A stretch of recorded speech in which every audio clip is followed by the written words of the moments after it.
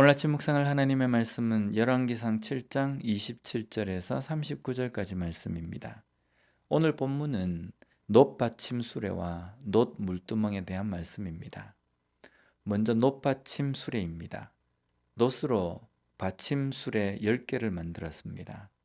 놋으로 수레 모양으로 받침을 만들어서 그 위에 무언가를 얹을 수 있게 만든 것입니다.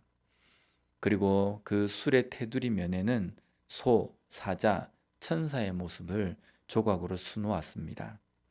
여기에서 좀 의문이 들 수 있는 것은요, 이스라엘 백성들은 이미 소의 형상으로 우상을 만든 경험이 있는 사람들입니다. 그런 그들에게 소의 형상은 금기시되어야 될 어떤 모양일지도 모릅니다. 그런데 성전의 기물에 소의 모양을 조각해 놓습니다. 어쩌면 백성들은 이 모양을 보면서 소는 위대하다 이런 생각이 아니라 소의 형상, 소는 그저 하나님의 기물에 조각되어 있는 피조물에 불과하다라는 것입니다. 사자도 천사도 마찬가지입니다. 사람들의 눈에 위대하게 보이는 것, 그것을 사람들은 신령한 것으로 생각하고 섬기려고 하는 경향이 있습니다. 그래서 아주 큰 나무를 섬기거나 큰 바위를 섬기기도 합니다. 예로부터 끊이지 않는 것들 중에는 태양을 섬기기도 합니다. 그러나 이렇게 사람의 눈에 위대해 보이는 모든 것은 그저 하나님께서 지으신 피조물에 불과합니다.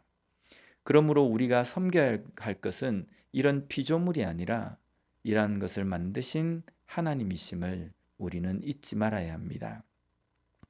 계속해서 놋 물두멍입니다. 물두멍 10개를 만들어서 수레 받침대 위에 올려놓았습니다. 이 물두멍에 대한 것은 이번 주 화요일 아침에 묵상한 내용입니다. 제사장들이 성전에서 임무를 거행하기 위해서 손을 씻을 물을 담아 놓는 것이었습니다. 손을 씻는다라는 것은 정결입니다. 손을 씻는다고 해서 몸 전체가 깨끗해지는 것은 아닙니다. 손을 씻는 것으로 하나님 앞에 나아가기 위해서, 하나님 앞에 섬기기 위해서는 내가 깨끗한 가운데, 정결한 가운데 섬겨야 한다는 것을 깨닫는 것입니다. 그저 손을 씻는 것만을 주된 행동으로 보고 마음은 어떻든 손만 씻으면 정결해지는 것으로 착각해서는 안 됩니다.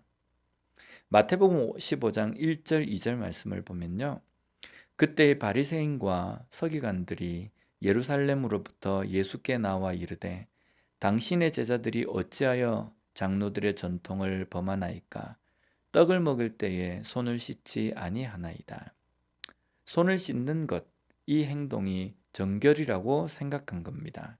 그러나 하나님께서 원하시는 것은 마음의 정결이었습니다. 오늘 우리에게 정결 또한 마찬가지입니다. 어떤 행사나 퍼포먼스가 아니라 마음의 정결을 하나님께서는 원하신다는 겁니다. 내 삶에 위대해 보이는 것이 있습니까? 또는 내 삶에 도무지 넘어설 수 없는 것이 무엇입니까? 그것이 너무 커 보여서 그것을 어느 순간에 압도당해 버립니까?